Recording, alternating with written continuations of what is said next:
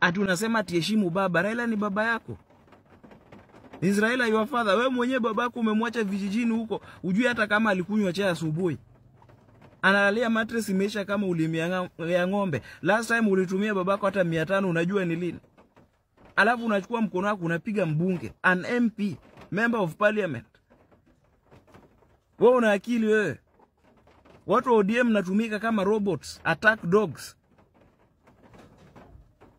Nyinyi vipi?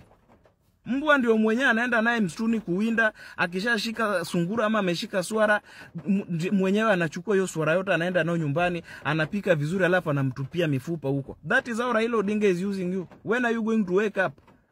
Unachukua mkono yako hiyo, unapiga mbunge MP. Na labda hata wewe hukuwa prefect ukiwa shuleni, unapigaje kiongozi? Nyinyi ni mara ngapi mmetusi viongozi wengine na wafuasi wao washawahi kuja kuwapiga? Wacheni upuzi bana. Salasia is simply telling Raila the truth.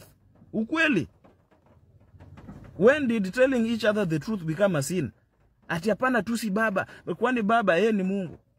Kuna siku Mungu, God forbid, kuna siku Mungu atakuja kumchukua huyo baba. Mtafanya nini? What will you do?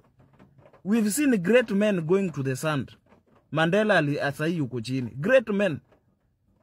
Wewe unakuja kupiga mtu hapa ati, when are you going to stop idolizing Raila Odinga and wake up from this zombieism? Kutumika. Unapigaje mbunge? Surely. Alafu kitoka hapo unaenda kulala slums.